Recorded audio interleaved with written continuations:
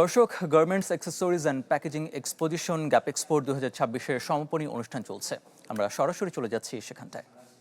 এবং ফরওয়ার্ড যারা মেশিনারিজ বাংলাদেশে দেন তারা ছিলেন, ইন্ডিয়ানরা ছিল, সব মিলিয়ে এটা ছিল একটি চমৎকার আয়োজন। বিগত দিনের ন্যায় ধারাবাহিকভাবে সেই আয়োজনকে আমরা তুলে ধরেছি।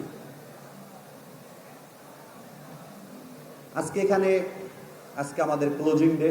ক্লোজিং দেওয়ার আগে আমি আমাদের ক্লোজিং ডে উপলক্ষে সম্মানিত উপস্থিতি এবং যারা এখানে ডায়াস আছেন তাদের উদ্দেশ্যে কিছু কথা। আপনারা জানেন বিজিপিএমইএ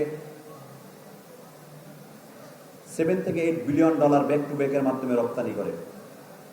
শুধু আরএমজি সেক্টরের জন্য নয়, যেখানেই পণ্য তৈরি হয় সেখানেই প্যাকেজিং, এবং প্যাকেজিংয়ের জন্য যা তৈরি হয় সেটা আমাদের যে 2100 মেম্বাররা আছে তারাই এখানে আমরা তৈরি করে থাকি এবং বাংলাদেশকে সাপোর্ট দিয়ে থাকি।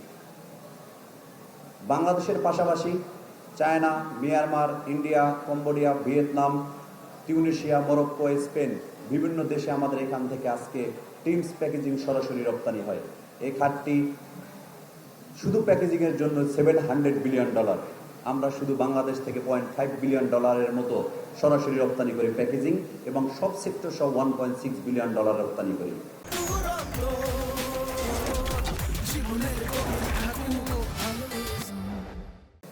আপনারা জানেন $700 বিলিয়ন বাজারে আমাদের হিস্সা কতটুকু?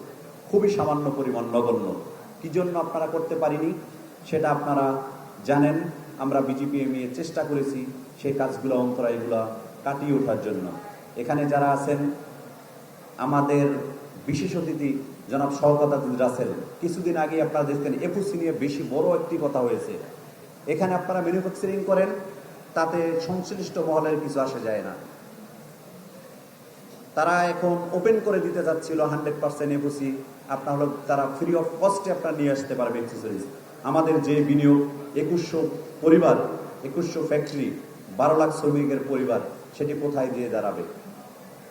রাসেল ভাই, আমি সহ যারা উনি অগ্রণী ভূমিকা পালন করেছেন, এফওসি নিয়ে রাসেল ভাই কথা বলবে, তাকে আমি উদাত্ত আহ্বান জানাবো আপডেট সম্পর্কে। আপনারা জানেন, আপনারা যখন আমাদেরকে নেতৃত্ব দিয়েছিলেন, যখনই যে প্রশ্ন করেছেন, যখনই যে সমস্যা বলেছেন, সেই সমস্যাগুলো আমরা নিয়ে কাজ করেছি।